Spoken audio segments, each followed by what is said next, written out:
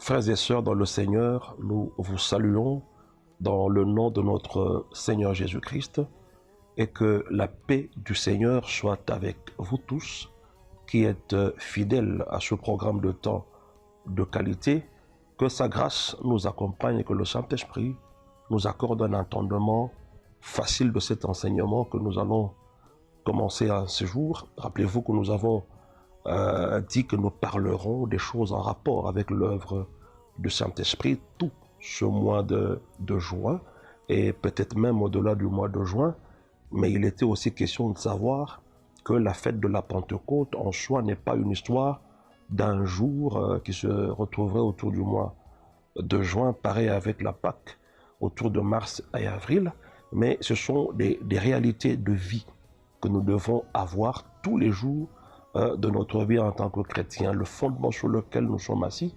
c'est celui de la mort et de la résurrection de Jésus, mais nous devons aussi vivre la vie de la Pentecôte tous les jours de notre vie, de manière justement à matérialiser tout ce pourquoi Jésus a payé le prix au travers de sa mort et de sa résurrection. Si nous ne comprenons pas comment le Saint-Esprit opère au travers de nous, alors nous resterons dans les théories de ce que Christ a accompli, mais nous ne vivrons pas la pratique réelle de toutes ces choses. Alors après avoir expliqué dans les moindres détails, donné tous les versets possibles, de manière à ce que vous compreniez ce que c'est que le parler en langue, aujourd'hui nous commençons un nouveau thème que nous appelons « Comment activer et mouvoir dans les dons du Saint-Esprit ».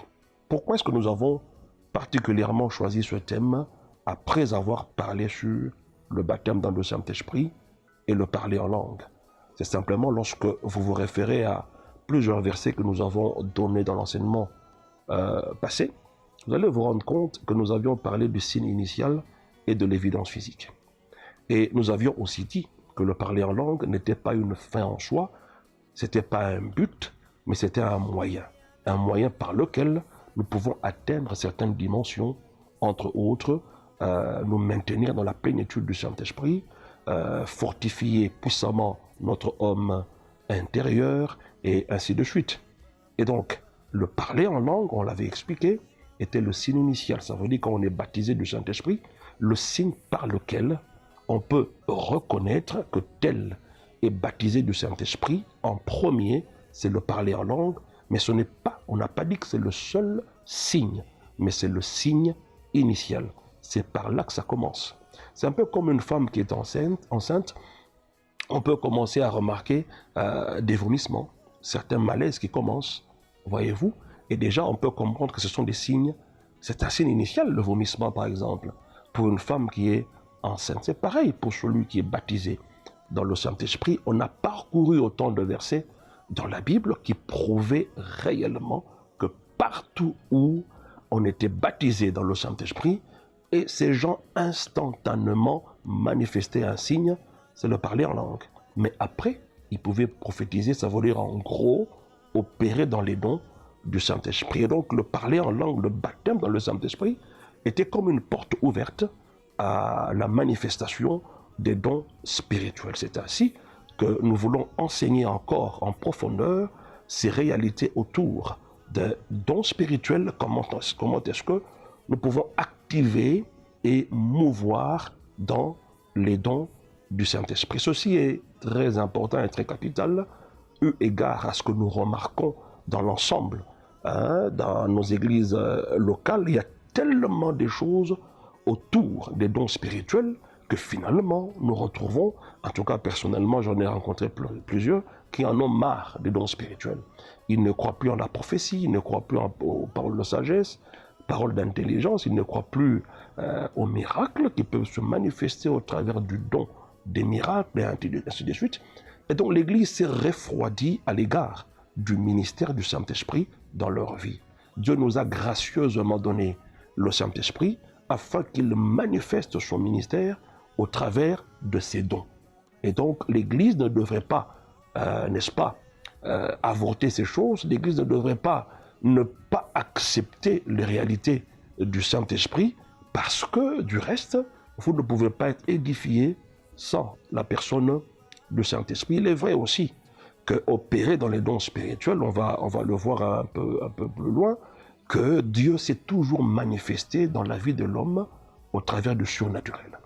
Et donc c'est bien, généralement nous parlons de surnaturel et on en parle de plus en plus, mais écoutez, il y a des choses fondamentales sans lesquelles vous ne pourrez jamais arriver à cette dimension du surnaturel à laquelle vous pouvez aspirer. Entre autres, dans comment activer et mouvoir dans les dons du Saint-Esprit. Et donc, notre entendement, notre écoute du Saint-Esprit doit s'ouvrir, voyez-vous, et tout commence là. Mais si vous n'avez pas réussi à expérimenter comment activer les dons spirituels, comment vous pouvez mouvoir dans les dons spirituels, alors la plupart des choses auxquelles vous aspirez par rapport au surnaturel, ça sera des choses aussi vite avortées. Ça, c'est un danger, ça va nous décourager, et ainsi de suite. Et donc, dans cette session, nous commençons notre leçon d'introduction sur comment activer les dons spirituels et comment mouvoir dans les dons spirituels. Alors, concernant les dons spirituels, vous devez d'abord retenir que personne ne connaît autant les dons spirituels que le Saint-Esprit lui-même. Remarquez qu'on les appelle, ces dons-là, les dons du Saint-Esprit. Et donc c'est le Saint-Esprit qui connaît mieux ces dons et il sait comment ces dons opèrent dans la vie des chrétiens. Et donc au lieu de suivre les dons, nous devrions d'abord nous attacher à la personne du Saint-Esprit. Et ça, c'est une manie de nos jours. Nous n'aimons pas Dieu, nous ne nous attachons pas à lui, nous ne passons pas du temps dans sa présence, mais nous voulons obtenir ce que Dieu donne à ses enfants. Cela est un peu difficile. C'est pareil avec le Saint-Esprit. Si vous voulez opérer dans ces dons, si vous voulez activer les dons du Saint-Esprit dans votre vie, vous devez d'abord vous attacher à la personne du Saint-Esprit à qui appartiennent tous ces dons. Et donc, ainsi dit, notre introduction sera en accord avec 1 Corinthiens chapitre 12, et nous commençons à partir du verset 1. Il est écrit ceci: pour ce qui concerne les dons spirituels, je ne veux pas, frères, que vous soyez dans l'ignorance. Ça, c'est l'apôtre Paul qui le dit. En ce qui concerne le fait d'opérer dans les dons spirituels, ça veut dire naviguer dans le surnaturel, l'apôtre Paul dit, vous ne devez pas être des ignorants. Et donc les choses qui concernent le surnaturel, les choses qui concernent la vie avec Dieu, parce qu'en fait, quand on parle de surnaturel, les gens ne voient que la magie et ainsi de suite. Le simple fait déjà de naître de nouveau, c'est surnaturel. C'est un miracle. C'est des choses qui ne peuvent pas s'expliquer avec des termes naturels. Mon intelligence est trop pauvre pour expliquer un miracle. Le simple fait, par exemple, d'écouter Dieu te parler, le simple fait d'avoir une vision concernant ta destinée, ce sont des choses surnaturelles, voyez-vous. Et donc l'apôtre Paul ici nous dit qu'il ne voudrait pas que nous soyons des ignorants en ce qui concerne l'exercice des dons spirituels. Or, exercer les dons spirituels relève du surnaturel. Et la Bible continue en disant, vous savez que lorsque vous étiez païens, vous vous laissiez entraîner vers les idoles muettes selon que vous étiez conduits. C'est pourquoi je vous déclare que nul, s'il parle par l'Esprit de Dieu, ne dit « Jésus est anathème » et que nul ne peut dire « Jésus est le Seigneur » si ce n'est par le Saint-Esprit. Il y a diversité des dons, mais le même Seigneur. Diversité d'opérations, mais le même Dieu qui opère tout en tous. Voyez-vous, il y a tout un tas des choses que le Seigneur fait, que Dieu fait, le Saint-Esprit opère, mais c'est pour l'utilité commune. En aucun cas, Dieu peut utiliser le surnaturel pour que ça ne serve pas à l'utilité commune. Bien au contraire, ça doit nous servir de bénéfice. Et on dit à partir du verset 7, ceci, or, à chacun, la manifestation de l'Esprit est donnée pour l'utilité commune. Remarquez bien qu'on dit à chacun. En d'autres termes, on dit à tout le monde. Et ce tout le monde, ce chacun-là, ce sont ceux qui sont nés de nouveau et qui sont baptisés du Saint-Esprit. Ce sont des gens, on dit à tous ceux-là, on a donné la manifestation de l'esprit. C'est une autre façon d'appeler les dons spirituels. Lorsque ça se manifeste, on appelle cela manifestation de l'esprit. Et donc cela est donné à chacun. En effet, à l'un est donné par l'esprit une parole de sagesse, à un autre une parole de connaissance selon le même esprit, à un autre la foi par le même esprit, à un autre le don des guérisons par le même esprit, à un autre le don d'opérer des miracles, à un autre la prophétie, à un autre le discernement des esprits, à un autre la diversité des langues, à un autre l'interprétation des langues. Et finalement, le verset 11 nous dit, un seul et même esprit opère toutes ces choses, les distribuant à chacun en particulier comme il veut. Remarquez que c'est le Saint-Esprit qui fait ce travail en le distribuant à chacun. Ça veut dire à tout le monde comme il veut.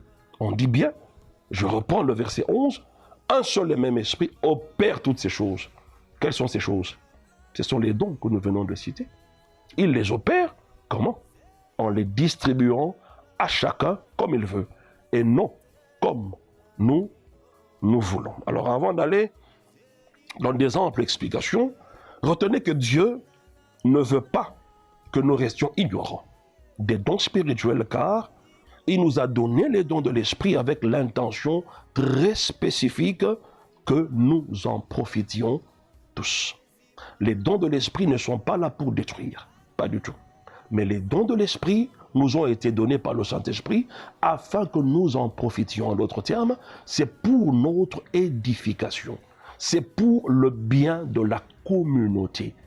En aucun cas, on peut opérer dans les dons spirituels et par la suite, nous voyons les familles se diviser, nous voyons des mariages se disloquer, nous voyons des frères et sœurs sortis d'une même famille se diviser, nous voyons l'animosité au sein de l'Église, nous voyons l'inimitié au sein de l'Église à cause des dons spirituels. Non, jamais. Lorsque les dons de l'Esprit sont en train de s'exercer, c'est l'œuvre de la paix, c'est l'œuvre de l'amour qui se met en marche.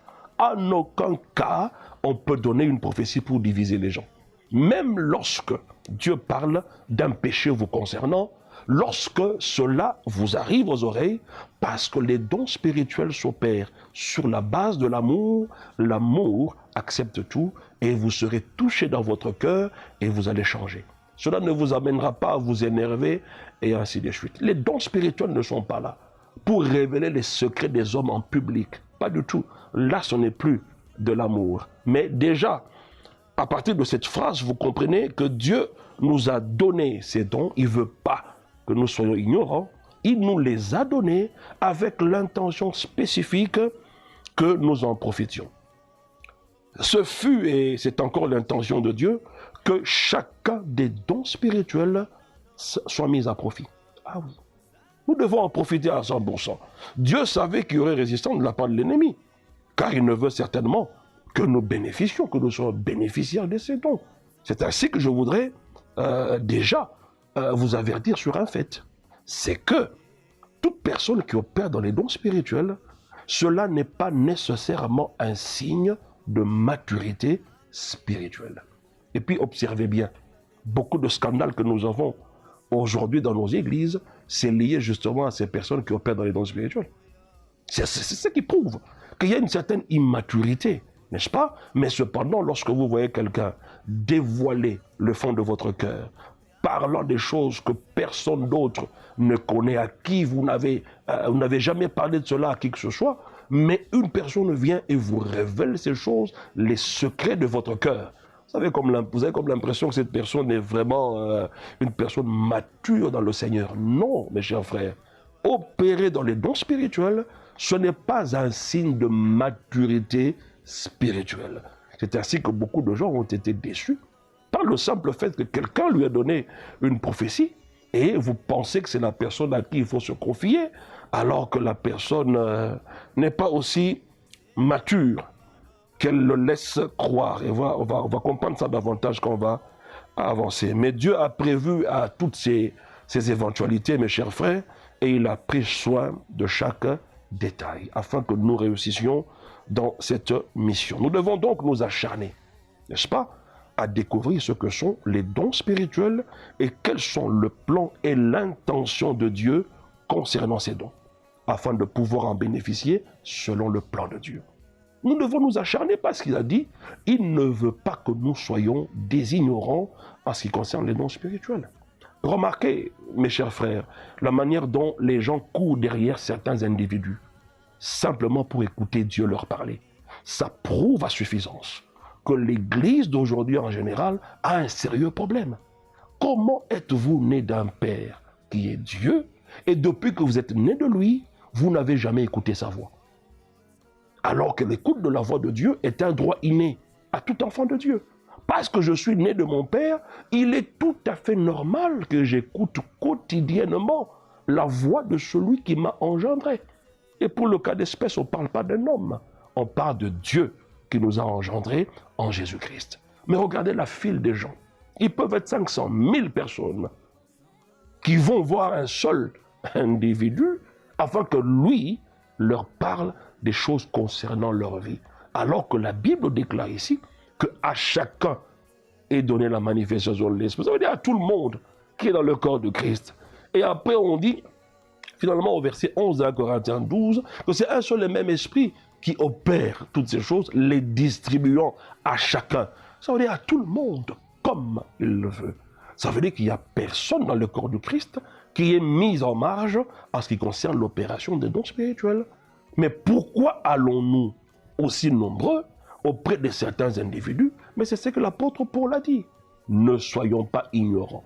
Alors, la manière dont les choses se font prouve déjà à suffisance que beaucoup de gens sont ignorants des dons spirituels. Est-ce qu'ont-ils la grâce d'opérer là-dedans? Beaucoup ne le savent pas. Et d'autres sont catégoriques. Ils vous diront non, il n'y a que les prophètes qui peuvent opérer dans les dons spirituels. C'est faux et archi faux. Tout chrétien né de nouveau, baptisé dans le Saint-Esprit, a la grâce d'opérer dans les dons spirituels. Sortons donc de cette ignorance, parce que l'ignorance tue. Vous deviendrez la proie de beaucoup de farceurs, beaucoup d'aventuriers qui se sont substitués en prophètes, mais en réalité qui ne le sont pas. Et après, c'est vous qui allez vous plaindre en généralisant tous les prophètes. Alors que je crois fermement, selon la parole de Dieu, qu'il y a des vrais prophètes ici, dans l'Église, établis par le Seigneur Jésus-Christ, et que tout chrétien peut opérer dans les dons spirituels. Alors, que sont-ils donc ces dons spirituels? Eh bien, ce sont des actions ou des manifestations surnaturelles qui sont placées entre nos mains. C'est une dotation, ce sont des capacités, ce sont des aptitudes divines. En d'autres termes, ce sont des choses qui se font au travers du Saint-Esprit par nous. Ce n'est pas nous qui initions cela, mais nous sommes ces instruments-là que le Saint-Esprit se sert afin d'exercer son ministère. Et quand on parle d'un instrument, l'instrument n'a pas de volonté propre. Le vouloir et le faire vient du Saint-Esprit. C'est lui qui décide du moment, c'est lui qui libère le message, et nous avons la responsabilité de l'annoncer auprès des tiers. Et donc ce sont des manifestations surnaturelles, ce sont des actions surnaturelles qui sont placées entre nos mains. Voyez-vous? Et ce sont des outils importants pour la vie chrétienne, mais également pour le ministère. On ne peut pas être un ministre de la parole sans opérer au moins dans un seul don spirituel. Cela est catastrophique. Vous devez opérer dans les dons spirituels. Et un chrétien, on va le voir, tout chrétien, déjà il y a eu des indices qu'on a vus dans 1 Corinthiens 12, n'est-ce pas, à partir du verset 11, verset 1 jusqu'au verset 11, que cela a été donné à chacun, à tout le monde. Et le chacun là, il ne s'agit pas des ministres de la parole, il ne s'agit pas des apôtres, des prophètes, mais de tout celui qui est dans le corps de Christ, parce qu'il a reçu Jésus et qu'il est baptisé du Saint-Esprit. Donc ces dons spirituels, ce sont des outils importants, non seulement pour la vie chrétienne, mais également pour le ministère. Les dons spirituels donnent une nouvelle façon de vivre aux croyants remplis du Saint-Esprit. Alors comme Pierre, qui sort du bateau, ça veut dire qu'il sort de la vie naturelle pour marcher sur l'eau, n'est-ce pas? La vie surnaturelle, nous aussi nous devons sortir de notre zone de confort, de vie naturelle et opérer dans le surnaturel. Beaucoup de gens veulent rester comme tels au sein des assemblées. Ils ne veulent pas sortir de leur confort naturel. Ils se sentent si à l'aise dans les choses naturelles. Mais quand il s'agit des choses surnaturelles, il y a une certaine incrédulité qui monte dans leur cœur. Il y a un certain doute qui monte dans leur cœur. On va voir un peu plus loin, il est question de se disponibiliser.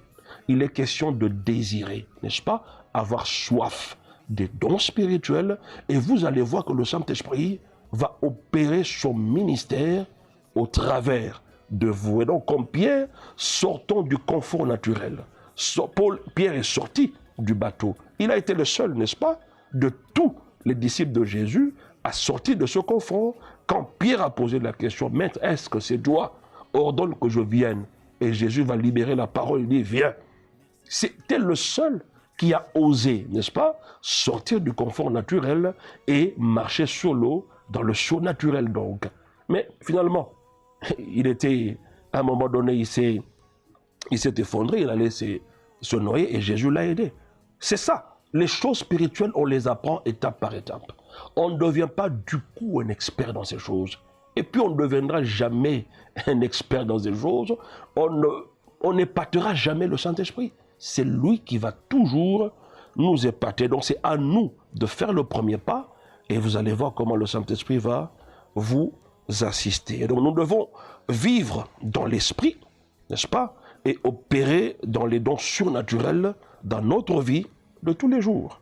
Quand vous lisez un Samuel chapitre 10, le verset 6, à Samuel 10, verset 6, il est écrit, « L'Esprit de l'Éternel te saisira, tu prophétiseras avec eux, et tu seras changé en un autre homme. » Là, il s'agit de Saoul.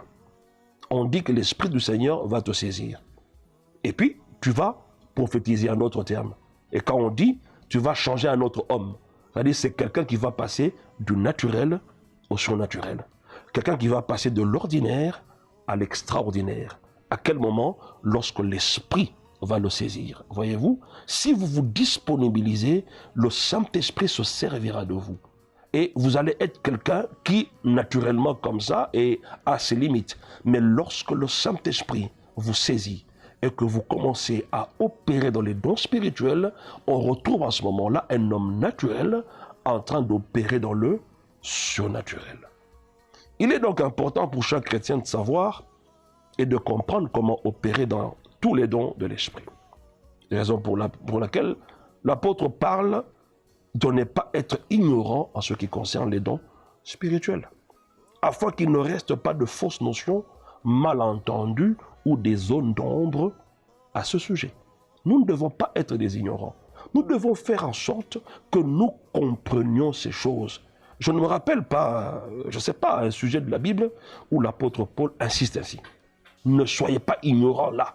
C'est parce qu'il y a quelque chose de grand que le Seigneur nous réserve derrière le ministère du Saint-Esprit dans nos vies. Alors, question nous posons, en quoi consistait donc leur ignorance? Réponse, dans le fait que quand ils étaient païens, ils se laissaient entraîner aveuglement vers une idole à l'autre, au gré de leurs tendances et des influences qu'ils subissaient. Et aucune de ces divinités ne pouvait parler. Ça, c'est ce que 1 Corinthiens, le chapitre 12, nous dit quand vous commencez à partir du verset 1. Ce sont des gens qui couraient derrière les divinités. Et donc l'homme de nature a besoin de connaître son futur. L'homme de nature a besoin de comprendre la trajectoire de la vie qu'il est censé suivre. L'homme de nature a besoin d'opérer dans une certaine sagesse, n'est-ce pas, divine, qui l'amènerait à réaliser non seulement ses projets à lui, mais également les projets de Dieu dont il est porteur. Et c'est ainsi que vous verrez, même les païens qui ne connaissent pas Dieu, ils ont une certaine notion du surnaturel. Vous les verrez aller voir des féticheurs, vous les verrez aller voir des voyants, tout ça. Parce qu'ils se disent, c'est comme si nous marchons mais en aveugle. Bien qu'ils ont des yeux, n'est-ce pas, ces organes-là, mais apparemment ils sont aveugles pour voir les sentiers de la réussite, du succès que le Seigneur a déjà, n'est-ce pas, préparé pour eux. Donc voilà pourquoi nous disons que ces gens-là, dans leur ignorance, ils allaient d'une idole à une autre. Et aujourd'hui, il y a des gens qui vont vers d'un individu à un autre. Et ces individus-là, des fois, ils opèrent à partir des esprits impurs. Ok? C'est le cas de la femme dans les Actes des Apôtres qui avait un esprit de python. Cette femme-là ne prophétisait pas avec le Saint-Esprit, mais il prophétisait avec l'aide d'un démon et il disait des choses vraies. Mais il a fallu le discernement de la part de Paul pour comprendre que derrière ces messages qui paraissaient vrais, il y avait un piège de l'ennemi. Alors maintenant que vous êtes chrétien, fini le temps de l'ignorance, car le Saint-Esprit est là pour vous révéler toutes choses. La porte d'entrée à l'opération des dons du Saint-Esprit, c'est le baptême dans le Saint-Esprit. Une fois baptisés ainsi, nous devons commencer à opérer dans les dons de l'Esprit. La puissance du Saint-Esprit est venue en nous et nous devons libérer cette puissance à travers le parler en langue et la manifestation de dons de l'Esprit. C'est comme ça. Ils furent remplis et se mirent à parler. Ils ont libéré cela avec le parler en langue et ils ont prophétisé. Voyez-vous, ce sont des signes qui doivent nous accompagner. Mais le signe initial, comme nous l'avons dit, c'est le parler en langue. Que le Seigneur vous bénisse, mes chers frères et sœurs, pour cette leçon d'introduction. Nous ne voulons pas aller vite en besogne, mais retenez déjà ce qui avait été dit. C'est que, vous ne devez pas être ignorant en ce qui concerne les dons spirituels. Pourquoi? Parce que derrière les dons spirituels, vous retrouvez le ministère du Saint-Esprit opérant, nous emmenant dans des choses surnaturelles. Vous sortez du naturel vers le surnaturel, vous sortez de l'ordinaire vers l'extraordinaire et votre vie est complètement transformée lorsque vous êtes saisi par le Saint-Esprit et que vous commencez à opérer dans le don spirituel. Deux, nous avons compris que les dons de l'Esprit, appelés aussi la manifestation de l'Esprit, cela est donné à chacun. Chacun veut simplement dire tout le monde. Et qui sont ce tout le monde? Eh bien, ce sont ceux qui ont cru au Seigneur Jésus et qui sont baptisés dans le Saint-Esprit. Et troisièmement, nous avons compris que c'est un seul et même esprit qui opère toutes ces choses, les distribuant à chacun comme il le veut. Bien que cela est donné à chacun, mais il revient au Saint-Esprit de gérer les dons. Et vous devez aussi comprendre, mes chers frères, que pour mieux comprendre les dons de l'Esprit, il n'y a personne d'autre qui peut vous amener à cette connaissance, à cette sagesse, si ce n'est le Saint-Esprit lui-même. Voilà pourquoi on les appelle les dons du Saint-Esprit. Ce sont des manifestations surnaturelles, des actions surnaturelles entre nos mains et pour le bénéfice de tous. Ce n'est pas pour notre bénéfice personnel. Alors, comme nous l'avons lu dans certains versets, je vous encourage, mes chers frères, à commencer déjà à aspirer, à opérer dans le don du Saint-Esprit. Surtout quand vous êtes déjà baptisé de l'Esprit, vous parlez dans des langues nouvelles, sachez que cela est la porte ouverte à l'exercice des dons spirituels. Que Dieu vous bénisse donc pour cette leçon d'introduction et que sa grâce soit avec nous, que nous ayons cette compréhension et la foi, l'audace d'aspirer à ces choses et de les manifester afin que vous ne soyez plus la proie de qui que ce soit dans le nom de Jésus. Nous avons ainsi proclamé et prêché cette parole avec beaucoup d'actions de grâce. Nous disons merci au Seigneur et rendez-vous la session prochaine.